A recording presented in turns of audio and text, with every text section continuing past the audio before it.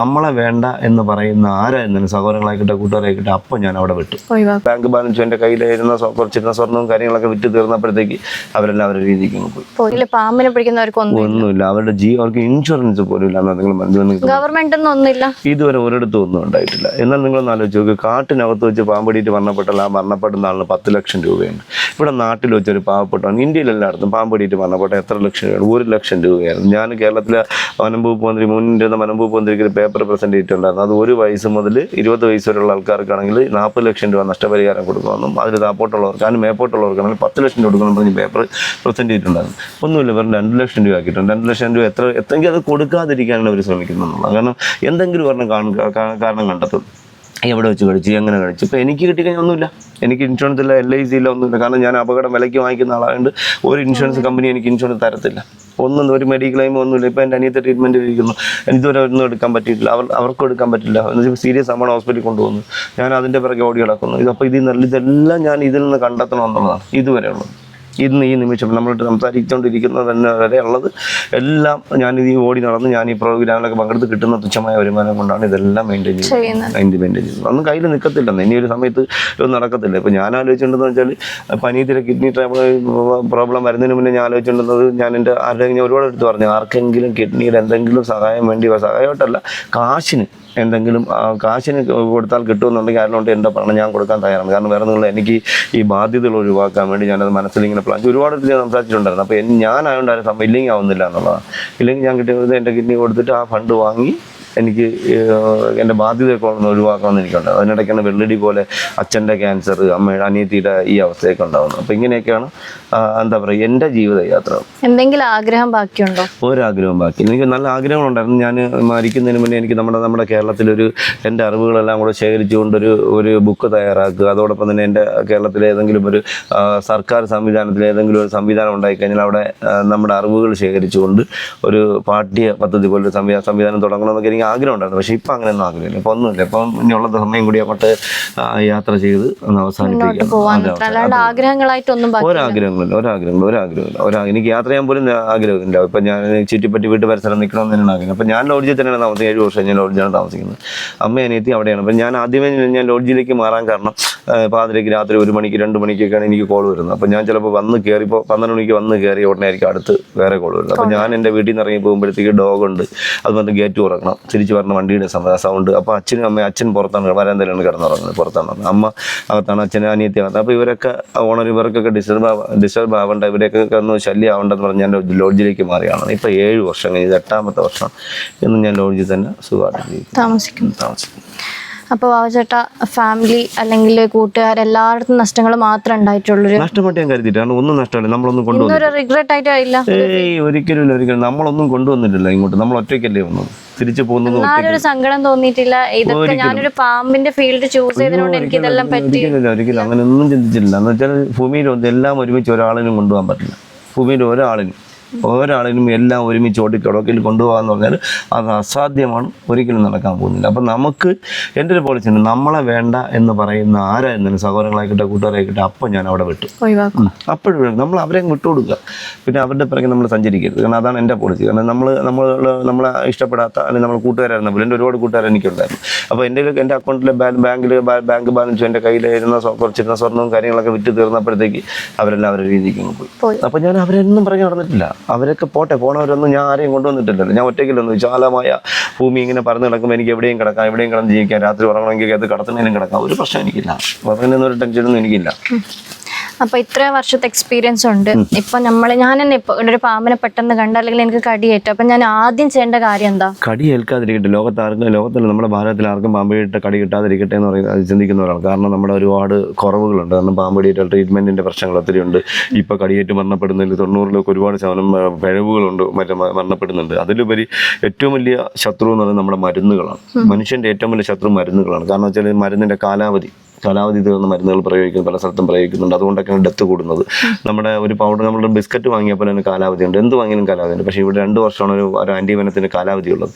ഇന്ന് പല സ്ഥലങ്ങളിലും 2 വർഷത്തും മാത്രമല്ല അത് ഉപയോഗിക്കുന്ന. പർച്ചേസിങ്ങിൻ്റെ ഡേറ്റ് നോക്കാതെ അത് വേണ്ട രീതിയിൽ സംരക്ഷിക്കാതെ സൂക്ഷിക്കുന്നത് കൊണ്ടാണ് ഡെത്തിലേക്ക് പോകുന്നത്. അപ്പോൾ നാട്ടിൽ നമ്മുടെ സ്വന്തം കേരളത്തിൽ ഒരു അത്ഭുതം നടക്കാൻ പോകുന്നു. അത്ഭുതം നടന്നുകൊണ്ടിരിക്കുന്നു. അത് വേറൊന്നല്ല, നമ്മൾ പ്രഗ്നൻസി കിറ്റ് പോലെ ഒരു കിറ്റ് ഡെവലപ്പ് ചെയ്തിട്ടുണ്ട് നമ്മുടെ കേരളത്തിൽ.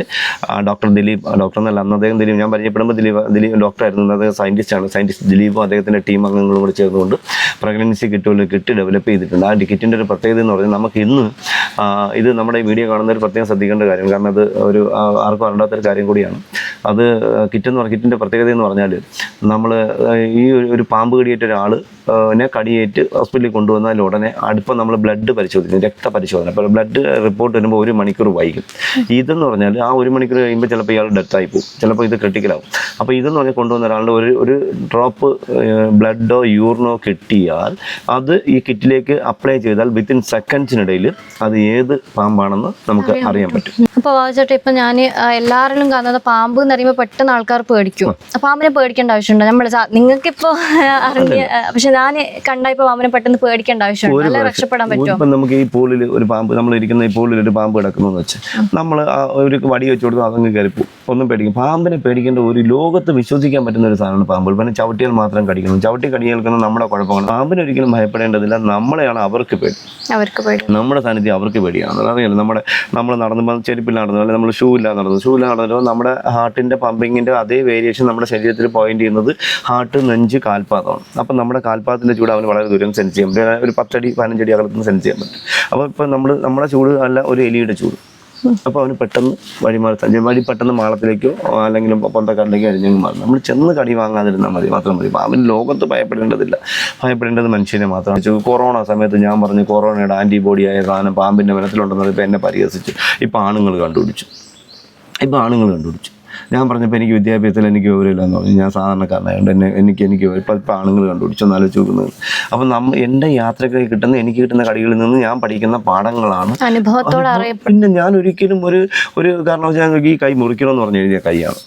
ആ ഡോക്ടറിൻ്റെ പേര് ഞാൻ പറഞ്ഞു, ഈ കൈ ഇവിടെയൊക്കെ നീരായി, ഇവിടെയൊക്കെ നല്ല ഷോൾഡറിൻ്റെ നീരായി, എൻ്റെ കൈ മുറിക്കണമെന്ന് എനിക്ക് എഴുതി ഒപ്പിട്ട് കൊടുക്കാൻ പറഞ്ഞു. എൻ്റെ ചേട്ടന്മാരെ എഴുതി ഒപ്പിട്ട് കൊടുത്തില്ല. അപ്പോഴത്തേക്കാണ് എനിക്ക് ബോധം വരുന്നത്. ഞാൻ പറഞ്ഞു പോടാന്ന് പറഞ്ഞത്, എനിക്ക് മുറിക്കേണ്ട, ഞാൻ കൊണ്ടുവന്ന് റെഡിയാക്കിയതായത്.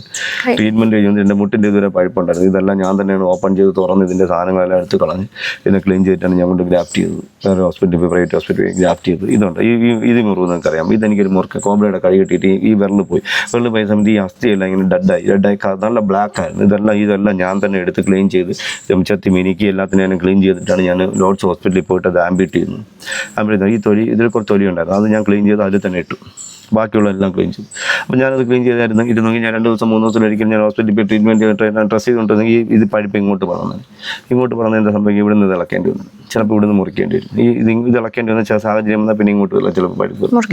ഞാൻ അതിന് മുന്നേ ഇതെല്ലാം ക്ലീൻ ചെയ്ത് കെട്ടി ലോർഡ്സ് ഹോസ്പിറ്റലിൽ പോയി കട്ട് ചെയ്ത് ഞാൻ ക്ലീൻ ചെയ്തിട്ട് തുണി ആ തൊലിയുടെ ബാക്കി കൊണ്ട് തന്നെ ചുറ്റി കുത്തി കെട്ടി ട്രീറ്റ്മെൻറ്റ് ചെയ്ത് ഞാൻ കിട്ടിയിട്ടുണ്ടോ. ഇതിൻ്റെ ചെറുപ്പത്തിൽ കിട്ടി, എൻ്റെ ജീവിതത്തിൽ ആദ്യമായിട്ട് കിട്ടിയ കടിയാണ്. 25 വർഷം പഴക്കമുള്ള കടിയാണ്. ഇതിപ്പോൾ ഏറ്റവും ലാസ്റ്റ് ഡിസംബറിൽ 25 ഡിസംബറിൽ കിട്ടിയ കടിയാണ്. ഇത് അതിന് തൊട്ട് മുന്നേ കിട്ടിയ കടിയാണ്. ഇത് അതിന് തൊട്ട് മുന്നേ കട്ടിയ കടിയാണ്. അപ്പോൾ ഇങ്ങനെ ഓരോ കടികൾ കിട്ടുമ്പോൾ ഞാൻ ഓരോ പഠനങ്ങളാക്കും, എൻ്റെ ചരിത്രത്തിൽ പഠിക്കും. ഞാൻ നിങ്ങൾ 4 മെഡിക്കൽ കോളേജ്, ഞാൻ ഡോക്ടർമാരുടെ നമ്പർ നിങ്ങൾക്ക്, നിങ്ങൾ ഈ കടിയെ കിട്ടിയ സമയം ഞാൻ മെഡിസിൻ എടുക്കാൻ സമ്മതിച്ചില്ല. നമ്മൾ സാറേ വെയിറ്റ് ചെയ്യും, ഉപദ്രവിക്കരുത്, ഇപ്പോൾ ആൻറ്റിബയോട്ടിക് എടുക്കണ്ട, വെയിറ്റ് ചെയ്യണം, നോക്കട്ടെ എത്ര സമയം കൊണ്ട് ഇത് വീക്കം വെക്കുന്നു, എത്ര സമയം കൊണ്ട് വേദന വെക്കുന്നുണ്ടാവുന്നു, എത്ര സമയം കൊണ്ട് അത് നീര് വെക്കുന്നു എന്നൊക്കെ പഠിക്കാൻ വേണ്ടി. അപ്പോൾ അവസാനം അടുത്ത ദിവസം ഇന്ന് രാവിലെ കടി കിട്ടുന്നു, അടുത്ത ദിവസം വൈകിട്ട് അവർ നിർബന്ധിച്ചാണ് ഇതിന് ആൻറ്റിബയോട്ടിക് എടുത്തത്. ഞങ്ങൾക്ക് റിസ്ക് എടുക്കാൻ പറ്റില്ല, സെല്ലിൽ നീരായി തുടങ്ങിയിട്ടുണ്ട്, അത് ചിലപ്പം മറ്റെന്തെങ്കിലും പ്രശ്നങ്ങളുണ്ടാവാം എന്നാൽ അവർ നമ്മൾ ഇതിലൊന്നും സംഭവിക്കാനില്ലെന്ന് പറഞ്ഞു. ഇപ്പോൾ എനിക്ക് എൻ്റെ ശരീരത്തിൽ എത്ര ആൻറ്റിബോഡി ഉണ്ടെന്ന്, എനിക്ക് ആൻറ്റിബോഡി ഉണ്ടായിരുന്നു. ആൻറ്റിബോഡി ഡെവലപ്പായി വന്നുകൊണ്ടിരിക്കുന്ന സമയത്താണ് എനിക്ക് കൊറോണ വരുന്നത്. കൊറോണ വന്നപ്പോൾ ഞാൻ 1 മാസം കിടപ്പായി. അതിനിടയ്ക്കാണ് 2 പ്രാവശ്യം എനിക്ക് ആക്സിഡൻറ്റ് ഉണ്ടാവും. 2 പ്രാവശ്യം കാലിടിച്ചിട്ട് എനിക്ക് ഈ നടുവിന് 6 പൊട്ടലുണ്ടായി, 2 പ്രാവശ്യമായിട്ട് 6 പൊട്ടലുണ്ടായി. അപ്പോൾ ഇങ്ങനെയൊക്കെയുള്ള വരുന്ന സമയത്ത് എനിക്ക് ആൻറ്റിബോഡിയുടെ ഒരു അല്പം കുറവുണ്ടോ എന്ന് എനിക്കൊരു സംശയമുണ്ട്. അത് പഠിക്കാൻ വേണ്ടി ആദ്യത്തെ കടി ഞാൻ ഉപയോഗിച്ചത് ഈ കഴിഞ്ഞ 2025. അപ്പോൾ അത് 36 മണിക്കൂർ ഞാൻ എനിക്ക് ആൻറ്റിബയോട്ടിക് തരുന്നു. 36 മണിക്കൂർ കഴിഞ്ഞിട്ട് സാധാരണ ഒരാളായിരുന്നെങ്കിൽ ഡെത്തായി പോയി. അപ്പോൾ ഇങ്ങനെയൊക്കെ എനിക്ക് കിട്ടുന്ന എല്ലാ അനുഭവങ്ങളും ഞാൻ പാഠമാക്കി അടുത്ത തലമുറയ്ക്ക് എന്തെങ്കിലും കണ്ടുവച്ചിട്ട് യാത്രയാവണമെന്നാണ് എൻ്റെ ആഗ്രഹം. എത്ര കണ്ടത് വിജയിക്കുമെന്നൊന്നും എനിക്കറിയില്ല ഇപ്പോഴത്തെ സിറ്റുവേഷൻ. ഇപ്പോൾ ഞാൻ ഒരു അവസാനമായിട്ടൊരു ക്വസ്റ്റ്യൻ കൂടി ചോദിക്കാം. അതായത് ഇപ്പം ഇനി വരുന്ന മുന്നോട്ടുള്ള തലമുറക്കാരെങ്കിലും ഈ പാമ്പിനെ റെസ്ക്യൂ ചെയ്യണമെന്ന് ആ ഫീൽഡ് ചൂസ് ചെയ്യുകയാണെങ്കിൽ നിങ്ങൾക്കത് അവർക്ക് ചെയ്തോന്നറിയോ അല്ല ചെയ്യണ്ടെന്നറിയോ? ഞാൻ ഇപ്പോഴത്തെ അവസ്ഥ ഞാൻ പറയും, നിങ്ങൾ ഇഷ്ടം പോലെ ചെയ്യാം, പക്ഷേ ചെയ്യാതിരിക്കുന്നതാണ് ഏറ്റവും നല്ലതെന്ന് പറയും. കാരണം ഇപ്പം നമ്മുടെ നാട്ടിൽ ഒരു ചേരയെ പോലും ജീവിക്കാൻ സമ്മതിക്കാത്തൊരവസ്ഥയാണ്. നിങ്ങൾക്കറിയാമല്ലോ, ചേര എന്ന് പറഞ്ഞ സാധനം നമുക്ക് ഏറ്റവും അനിവാര്യമാണ്. ചേര നമ്മുടെ വീട്ടിൽ വരുന്നത് എന്തുകൊണ്ടും ഏറ്റവും നല്ലതാണ്. കാരണം ഏറ്റവും നല്ലതെന്ന് വെച്ചാൽ നമുക്ക് ലോട്ടറി അടിക്കുമെന്നല്ല അത് പറയുന്നത്. ഇപ്പോൾ പാമ്പുകൾ നമ്മുടെ വീട്ടിലേക്ക് വരുന്ന ഒരിക്കലും നമ്മളൊക്കെ വീട്ടിൽ വന്ന് നമ്മുടെ സുഖം അന്വേഷിക്കാൻ വേണ്ടി വരുന്നതല്ല, ഫുഡ് തേടിയാണ്. ഫുഡ് എന്ന് പറഞ്ഞാൽ എലി, തവള എന്നിങ്ങനെ സാധനമാണ്. അപ്പോൾ ഈ ചേര വന്ന് ഈ എലിയും തവളയൊക്കെ പിടിച്ച് പോയി കഴിഞ്ഞാൽ തൊട്ടടുത്ത പറമ്പിൽ ഒരു 10 അടിയോ 50 അടിയോ അപ്പുറത്ത് ജീവിക്കുന്ന ഒരു പാമ്പുകൾക്ക് ഇവിടുത്തെ എലിയുടെ ഇപ്പോൾ അറിയാലോ, എലി സഞ്ചരിക്കുമ്പോൾ അതിൻ്റെ മോഷനോ യൂറിനോ പാസ് ചെയ്തിട്ടാണ് പോകുന്നത്. അത് സെൻസ് ചെയ്താണ് ആ പാമ്പുകൾ ഈ മാളത്തിലേക്ക് വന്നെത്തുന്നത്. അപ്പോൾ ആ ഒരു ഇപ്പോൾ ചേര വന്ന് എലിയെ പിടിച്ച് പോകുമ്പം ഈ ഒരു സാധനം ഈ മോഷൻ്റെ ഇതിൻ്റെ ഒന്നും ഗന്ധം അവന് കിട്ടുകയില്ല. അപ്പോൾ അവൻ ഇങ്ങോട്ട് വരേണ്ട കാര്യമില്ല, അവൻ വേറെ വഴിക്ക് തിരിഞ്ഞു. അതുകൊണ്ട് നമ്മുടെ നാട്ടിൽ ചേര വരുന്നത് നല്ലതാണ്, ഭാഗ്യമാണെന്ന് പണ്ടുള്ളവർ പറയുന്നത്. ചേര വരെ ഒഴിവാക്കുന്നു. അപ്പോൾ നമുക്ക് എന്താ സംഭവിക്കാൻ പോകുന്നത്? ഈ എക്കോ ബാലൻസിങ്ങിൻ്റെ ഒരു മാരകമായ അപകടം നമുക്ക് വരാനിരിക്കുന്നു. അപ്പം ഞാൻ ഒരിക്കലും ഇപ്പോഴത്തെ അവസ്ഥയിൽ പറഞ്ഞാൽ ഒരു കാരണവശാൽ നിങ്ങളെ വീട്ടിനകത്തെങ്ങാനും വന്നു കഴിഞ്ഞാൽ മൂർക്കനോ അണലിയോ അങ്ങനത്തെ പാമ്പുകളെ വന്നാൽ മാത്രം പിടിച്ച് ഒഴിവാക്കുക. ചുവർപ്പാമ്പ്, പെരുമ്പാമ്പ്, ഇപ്പോൾ പെരുമ്പാമ്പിനെയൊക്കെ പിടിച്ച് ഒഴിവാക്കേണ്ട ആവശ്യമുണ്ട്. പെരുമ്പാമ്പ് നമുക്ക് ഒരുപാട് തെരുവ് നായ്ക്കളുണ്ട്. ഈ പെരുമ്പാമ്പൊക്കെ തെരുവ് നായ്ക്കളെ പിടിക്കുന്ന സാധനം. പന്നി എന്നുള്ള സാധനം നമുക്ക് ഒരുപാട് കർഷകന് നഷ്ടം ഉണ്ടാക്കുന്ന ജീവൻ. ഈ പെരുമ്പാമ്പ് ഉണ്ടെങ്കിൽ പന്നിയുടെ ഒരുമാതിരിപ്പെട്ട ചെറിയ സാധനങ്ങളൊക്കെ പിടിച്ച് ഒഴിവാക്കും. നിങ്ങൾക്കറിയാം, നിങ്ങൾ എവിടെയെങ്കിലും വായിച്ചിട്ടുണ്ടോ ഇത്? പന്നി മനുഷ്യന് ഒരുപാട് ഉപകാരം ചെയ്യുന്ന ജീവിയാണെന്ന് നിങ്ങൾ വിശ്വസിക്കുക. കൃഷി നശിപ്പിക്കൽ മാത്രമല്ല പന്നിയുടെ ജോലി. അവന് പാമ്പിനെ കൊന്നു തിന്നുന്നു. പാമ്പ് എന്തിനാണ് മണ്ണ് തുളയ്ക്കുന്നത്? കിഴങ്ങ് വർഗ്ഗങ്ങൾ എടുക്കാൻ വേണ്ടി മുതല ചെറിയ പാമ്പുകളൊക്കെ മണ്ണിനിടി കിട്ടുന്ന ചെറിയ പാമ്പുകളൊക്കെ തിന്നുന്നത് നിങ്ങൾ കണ്ടിട്ടുണ്ടോ? വലിയ പാമ്പുകളെ പന്നി ഇടിച്ച് കൊന്നതിന് ശേഷം കഴിക്കുന്ന എത്രയോ ലൈവ് എനിക്ക് കാണാം. അന്നൊക്കെ എനിക്ക് മൊബൈലിൻ്റെ സംവിധാനങ്ങളില്ല. ഞാൻ ഈ പന്നിയുടെയൊക്കെ ചേഷ്ടകൾ അല്ലെങ്കിൽ അവൻ്റെ പ്രവർത്തനങ്ങൾ മനസ്സിലാക്കാൻ വേണ്ടി രാത്രി സഞ്ചരിച്ചിരുന്നതാണ്. അപ്പോൾ ഇങ്ങനെയൊക്കെ ഒരുപാട് അനുഭവങ്ങൾ എനിക്ക് കണ്ടെത്താൻ പറ്റും. നിങ്ങളൊന്ന് ആലോചിച്ച്, ഉടുമ്പ് എന്നറിയപ്പെടുന്ന, വാലി എന്നറിയപ്പെടുന്ന ആ ജീവി ഉണ്ടല്ലോ, അത് പാമ്പിനെ പിടിക്കുമെന്ന് പറഞ്ഞാൽ നിങ്ങൾ ചോദിക്കുക. അത് പാമ്പിൻ്റെ മുട്ട മാളത്തിൽ തോണ്ടിയെടുത്ത് തിന്നുന്നൊരു ജീവിയാണ്. അതും പാമ്പിൻ്റെ പാമ്പിൻ്റെ എണ്ണം കുറയ്ക്കാൻ കഴിവുള്ളൊരു ജീവിയാണ്. ഇപ്പോൾ ഇതിനെയൊക്കെയാണ് നമ്മൾ നാട്ടിൽ നിന്ന് പിടികൂടി കാട്ടിക്കൊണ്ടുവിടുന്നത്. അപ്പോൾ ഈ കാട്ടിക്കൊണ്ടുവിടുന്ന സമയത്ത് കാടിലേക്ക് നാശം ഉണ്ടാവുന്നു, നമ്മൾ അസുഖത്തിലേക്ക് പോകും. നിങ്ങളൊന്ന് ആലോചിച്ച് നോക്കൂ, നമ്മുടെ ഭാരതത്തിൽ, ലോകത്തിൽ പാമ്പിൻ്റെ ഒരു പ്രത്യേകത, ലോകത്തിൽ ഏറ്റവും നല്ല ഔഷധം, ഏറ്റവും നല്ല പ്രോട്ടീൻ, ഏറ്റവും നല്ല മെഡിസിൻ, ഏറ്റവും നല്ല കെമിക്കൽ, 95% പ്രോട്ടീനുള്ള ഒരു സാധനം ഭൂമിക്ക് മേളിൽ എന്തിൽ നിന്നും കണ്ടെത്താൻ നമുക്ക് കഴിഞ്ഞിട്ടുണ്ടോ? പാമ്പിൻ്റെ ഗ്രന്ഥിയിലിരിക്കുന്ന വനത്തിൽ നിന്ന് മാത്രമല്ലാതെ 95% പ്രോട്ടീൻ, 100ൽ 95 100ൽ 95 ഏതെങ്കിലും ഒരു സാധനം നമ്മുടെ ലോകത്ത് കണ്ടെത്താൻ പറ്റില്ല. അപ്പോൾ ലോകത്തിൽ ഏറ്റവും നല്ല ഔഷധം ഏതാണ്? പാമ്പിൻ്റെ വനമാണ്. നിങ്ങളൊന്ന് ആലോചിച്ച് നോക്കി, RCC എന്നുള്ള സ്ഥാപനം നിലനിൽക്കുന്നത് എന്തുകൊണ്ടാണ്? പാമ്പിൻ്റെ വനത്തിൽ നിന്നുള്ള ക്യാൻസറിൻ്റെ വേദന സംഹാരി എന്നറിയപ്പെടുന്ന മരുന്നുള്ളത് കൊണ്ടല്ല. നമ്മുടെ മെഡിക്കൽ കോളേജുകളിൽ പ്രവർത്തിക്കുന്ന, നമ്മുടെ ഹോസ്പിറ്റലിൽ പ്രവർത്തിക്കുന്ന, ഹാർട്ട് അറ്റാക്ക് ഉണ്ടാകുമ്പോൾ ഹാർട്ടിനകത്ത് രക്തം കട്ട പിടിച്ച് അലിയിപ്പിക്കുന്ന മരുന്നിൽ ചേർന്ന കൊയാവിലി എന്നുള്ള കോമ്പൗണ്ട് അവിടെ നിന്ന് കണ്ടുപിടിച്ചതാണ് പാമ്പിൻ്റെ വനത്തിൽ നിന്നല്ലേ. അതുപോലെ പാമ്പ് കടിയേറ്റ കൊടുക്കുന്ന മറുമരുന്ന്, അങ്ങനെ എത്രയുണ്ട്. നിങ്ങളൊന്ന് ആലോചിച്ച് നോക്കൂ, നിങ്ങൾ കല്യാണം ആവുന്ന സമയത്ത്, പെൺകുട്ടികൾക്ക് കല്യാണം ആവുന്ന സമയത്ത് എല്ലാവരും സൗന്ദര്യവർദ്ധനത്തിന് കൂടിയ മുന്തിയ സാധനങ്ങൾ വാങ്ങുന്നില്ല, മുഖത്തൊക്കെ തേക്കുന്നത്. അതിൽ ചേർന്ന കെമിക്കൽസ് പാമ്പിൻ്റെ പ്രോട്ടീൻ അല്ലേ. അപ്പോൾ ഇതൊക്കെ നിങ്ങൾ ആരെങ്കിലും പഠിച്ചിട്ടുണ്ടോ? എവിടെയെങ്കിലും വായിച്ചിട്ടുണ്ടോ? അപ്പോൾ നമുക്ക് ഒറ്റ ലക്ഷ്യമേ ഉള്ളൂ, കിട്ടുന്നതിന് തല്ലിക്കൊല്ലുക, അടുത്തവൻ്റെ പറമ്പിലിട്ട് കൊടുക്കുക. അവിടെ അടുത്ത് കണ്ട അപ്പം തല്ലിക്കൊല്ല, അത് മാറണം. തല്ലിക്കൊല്ലേണ്ടത് മനുഷ്യനെയാണെന്നേ, ആവശ്യമില്ലാതെ എന്ത് മനുഷ്യനെ ദ്രോഹിക്കുന്ന മനുഷ്യൻ മാത്രമേ. ഒന്നെന്താ വെച്ചാൽ ആൾക്കാർക്ക് പേടിയാണ്, ഇതിനെപ്പറ്റി അറിവില്ലാത്തതിനും കൊണ്ട് പെട്ടെന്ന് പാനിക്ക് അതിനെ തല്ലിക്കൊന്ന് ഒഴിവാക്കാം. ഞാൻ ഒറ്റ ചോദ്യമേ ഞാൻ നിങ്ങളോട് ചോദിക്കുന്നുള്ളൂ. നിങ്ങളൊന്ന് ആലോചിക്കുക, കേരളത്തിൽ പാമ്പ് കടിയേറ്റ് മരണപ്പെടുന്നത് എത്ര പേരാണ് ഒരു വർഷത്തിൽ? 100ൽ താഴെ, അല്ലെങ്കിൽ 100 200 ആയിക്കോട്ടെ, 200 കൂട്ടിക്കോളും നിങ്ങൾ. കേരളത്തിൽ വാഹന അപകടങ്ങളിൽ എത്ര പേര് മരണപ്പെടുന്നത് നിങ്ങൾക്ക് എന്തെങ്കിലും കണക്കുണ്ടോ?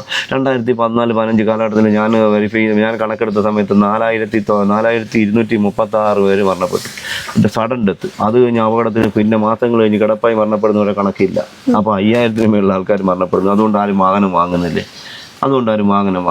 അത് ചിന്തിക്കൂല, അത് അവരുടെ ആവശ്യമാണ്, അതിനോട് ചിന്തിക്കൂല. അതുകൊണ്ട് അത് നമ്മുടെ ആവശ്യം. അപ്പോൾ ഇത് നമ്മുടെ ആവശ്യമാണ്, നമ്മൾ എപ്പോഴും ചിന്തിക്കണം. അതിനേക്കാളും പ്രാധാന്യമുണ്ട് ഇതിനൊന്ന് മറന്നു വരും. കാരണം ഇത്രയും മെഡിസിനുള്ള സാധനമാണ്, ഇത്രയും മെഡിസിൻ കൊണ്ടുവെക്കുന്ന ഒരു ജീവിയാണ്.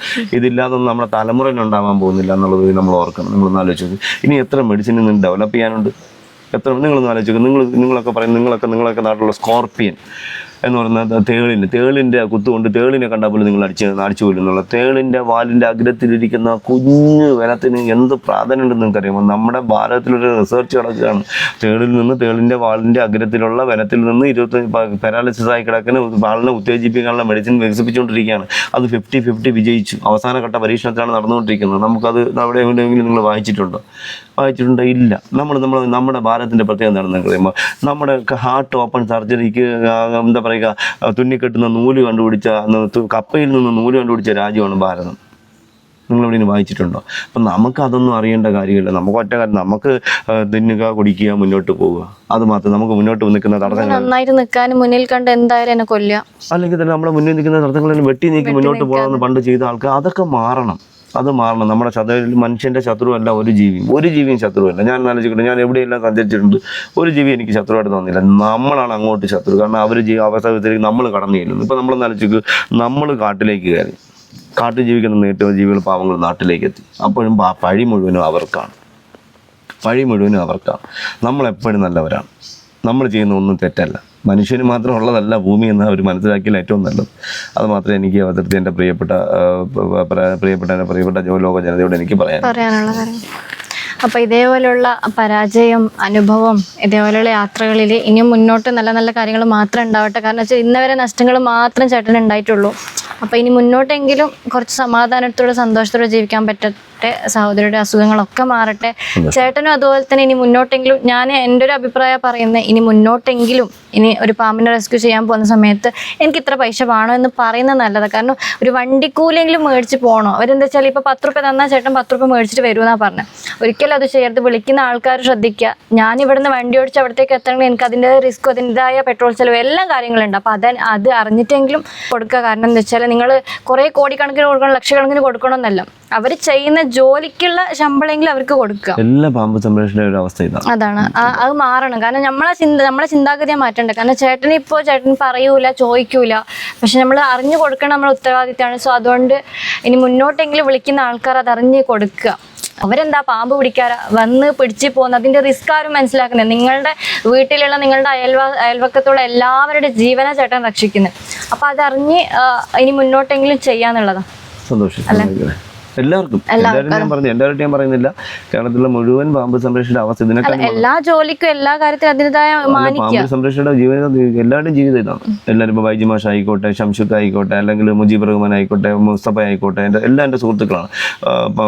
നെട്ടുമാനത്ത് സജി ആയിക്കോട്ടെ, അല്ലെങ്കിൽ ലാലു ഉണ്ടങ്കോട് ആയിക്കോട്ടെ, എല്ലാവരുടെ മുരുകൊല്ലത്ത് മുരുകൻ ആയിക്കോട്ടെ, അങ്ങനെ എല്ലാവരുടെ അവസ്ഥ. അതെങ്കിൽ കൊല്ലം പ്രേംജിത്ത്, അതുപോലെ നമ്മുടെ കൊല്ലത്തിനുള്ള എന്താ പറയുക ഹേമന്ത്, എല്ലാവരുടെ അവസ്ഥ ഇതാണ്. വളരെ കഷ്ടമാണ്. ഇപ്പോൾ എൻ്റെ കാര്യമല്ല, ലോകത്തിലെ അല്ലെങ്കിൽ നമ്മുടെ ഭാരതത്തിലെ എല്ലാ പാമ്പ് സംരക്ഷകരും സാധാരണക്കാരാണ്, കൂലിപ്പണിക്കാരാണ്, അല്ലെങ്കിൽ ഒരു വരുമാനം ഇല്ലാത്തതാണ്. അവരുടെയൊക്കെ അവസ്ഥ ഇതാണ്. അവർക്ക് നിങ്ങൾ വിളിക്കുമ്പോൾ കൃത്യമായിട്ട് നിങ്ങൾ അത് ചോദിച്ചു വാങ്ങേണ്ടതില്ല, നിങ്ങൾ അറിഞ്ഞു കൊടുക്കണം. കാരണം എനിക്കൊരു എൻ്റെ കുഞ്ഞു വീട്ടിലൊരു കുഞ്ഞിന് കടി കിട്ടി. അപ്പോൾ ഞാൻ ഹോസ്പിറ്റലിൽ കൊണ്ടുപോയാൽ എനിക്ക് ഇൻഷുറൻസ് ഉണ്ടെങ്കിലും അല്ലെങ്കിൽ ചിലപ്പോൾ എനിക്ക് വണ്ടിയിൽ കൊണ്ടുപോകുന്ന ചാർജ്, അല്ലെങ്കിൽ പെട്ടെന്ന് ബ്ലഡ് ടെസ്റ്റ് ചെയ്യുമ്പോൾ എടുക്കുന്ന ചാർജ്, ഇതൊക്കെ ആവശ്യമില്ലാത്ത കുറേ പൈസയുടെ ചിലവുണ്ട്. ഒരു 10-50,000 രൂപയെങ്കിലും ചിലവാകും. അപ്പോൾ അതിൽ നിന്ന് 2,000 രൂപ 1,000 രൂപ കൊടുക്കുന്നുണ്ട്. എന്താണ് പ്രശ്നം ഇരിക്കുന്നു എന്നാണ് ഞാൻ ചോദിക്കുന്നത്. ഇതേ ഉള്ളൂ. എല്ലാവരും ഇപ്പോൾ ഒരേപോലെ ഉണ്ടാവില്ല. നിങ്ങൾ പറയും പോലെ കൂലിപ്പണി എടുത്തിട്ട് പാമ്പിനോടുള്ള ഇഷ്ടം കൊണ്ട് റെസ്ക്യൂ ചെയ്യണോന്ന് ആഗ്രഹിച്ചു പോകുന്ന ആൾക്കാരായിരിക്കും. അപ്പൊ എന്തെങ്കിലും ഒന്ന് കഴിയുന്നത് വലിയ എമൗണ്ട് അല്ല, ചെറിയ ചെയ്യുന്ന ജോലിയെ മാനിച്ചൊന്ന് കൊടുക്കുക. ഈ വരുന്നാളിന് ഭാര്യ ഉണ്ടാവും, 1, 2, 3 മക്കളുണ്ടാവും. എൻ്റെ കൂടെ സജീവ് എന്ന് പറഞ്ഞാൽ 3 മക്കളാണ്. പ്രേംജിത്തിന് 2 മക്കളാണ്. അപ്പോൾ ഇവരൊക്കെ വീട്ടിൽ ചെല്ലുമ്പോൾ കുട്ടികൾക്ക് എന്തെങ്കിലും വാങ്ങിക്കൂടെ, ഇവർ വേണ്ടേ, പഠിപ്പിക്കാൻ ചിലവില്ലേ. അപ്പോൾ ഈ ജോലിയൊക്കെ കളഞ്ഞിട്ടില്ല ഇവർ ഇതിൻ്റെ പുറകെ സഞ്ചരിക്കുന്നത്. അല്ലാതെ വനംവകുപ്പിൽ നിന്നും ഒരു ആനുകൂല്യങ്ങളോ ഇവർക്കാർക്കും ഇല്ല, ഒരാളിനും ഇല്ല. എൻ്റെ കാര്യം, ഞാൻ അടുത്ത തലമുറയ്ക്ക് എൻ്റെ ഈ ഫീൽഡിൽ നിൽക്കുന്നവർക്ക് ഞാൻ പോയാലും അവർക്ക് എന്തെങ്കിലും നേട്ടം ഉണ്ടാവണമെന്ന് ആഗ്രഹിക്കുന്നത്. എൻ്റെ കാര്യം പോട്ടെ, എനിക്കത് പ്രശ്നമേ അല്ല, ഒരു പ്രശ്നമല്ല, ഒരു വിഷയമേ ഇല്ല. പക്ഷെ അടുത്ത തലമുറ ഇങ്ങനെ ആവരുത്. അവരുടെ ജീവിതത്തിൽ എന്താ ജോലി, അവർക്ക് ഈ ഒരു സംഭവം കൊണ്ട് അതൊരു ജോലിയായിട്ട് പറയുന്നില്ല, അവർക്ക് ഇതുകൊണ്ട് ജീവിക്കണമെന്നുണ്ടെങ്കിൽ ഈ പാമ്പിനെ പിടിക്കാൻ വിളിക്കുന്ന ആൾക്കാർ കൃത്യമായിട്ട് ഫണ്ട് കൊടുക്കണം, അല്ലെങ്കിൽ വനംവകുപ്പ് കൊടുക്കണം. എന്തുകൊണ്ട് വനംവകുപ്പിന് കൊടുക്കാൻ പറ്റുന്നില്ല? വനംവകുപ്പിൻ്റെ ഒരു പാമ്പ് സംരക്ഷണം പറയാൻ ഒരു താൽക്കാലിക ജീവനക്കാരാണെങ്കിൽ പോലും അവരെടുത്ത് വെച്ചിട്ട് പാമ്പിനെ പിടിക്കാൻ വിടുന്നു. പുള്ളിക്ക് വനംവകുപ്പ് 20,000 രൂപ, 16,000 രൂപ, 28,000 രൂപ, 20,000 രൂപ ശമ്പളം കൊടുക്കുന്നുണ്ട്. ഈ പോണ വീട്ടിൽ നിന്ന് പൈസ വാങ്ങിക്കുന്നുണ്ട്, പൈസ കിട്ടുന്നുണ്ട്. പോകുന്ന വണ്ടി സർക്കാരിൻ്റെ വണ്ടിയിലാണ് പോകുന്നത്, വനംവകുപ്പ് വണ്ടി. ഇവർക്ക് ഒരു ചിലവില്ല.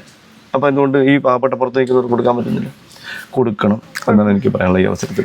അപ്പോൾ ചേട്ടാ, ഒരുപാട് സന്തോഷം. നിങ്ങളുടെ വിലയേറെ സമയമാണ് എനിക്ക് വേണ്ടി തന്നിട്ടുള്ളത്.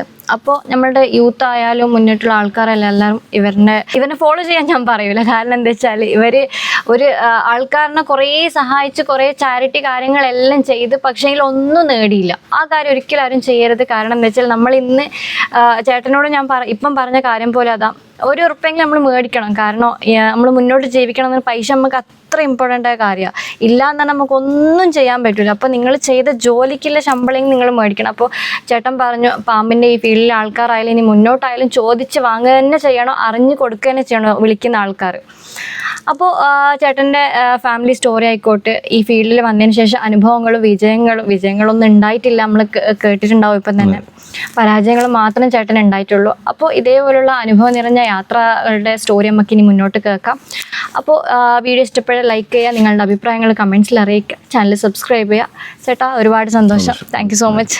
മുന്നോട്ട് കാണാം. അതേപോലെ തന്നെ ഈ വരുന്ന 29-ാം തീയതി ചേട്ടൻ വീണ്ടും നമ്മളെ കൊടകിലേക്ക് വരുന്നുണ്ട്. അതിൻ്റെ ഡീറ്റെയിൽസും കാര്യങ്ങളെല്ലാം നമ്മൾ അറിയിക്കുന്നതാണ്. ചേട്ടനെ കാണണം, ചേട്ടനോട് സംസാരിക്കണം എന്ന് ആഗ്രഹിക്കുന്ന ആൾക്കാർ നമ്മുടെ ഇൻസ്റ്റ ഐഡിയിൽ ഒന്ന് ജസ്റ്റ് മെസ്സേജ് ചെയ്താൽ മതി അല്ലേ ചേട്ടാ? അപ്പോൾ ഓഗസ്റ്റ് 29-ാം തീയതി. അപ്പോൾ ആഗസ്റ്റ് 29-ാം തീയതി കാണാം. ഓക്കെ.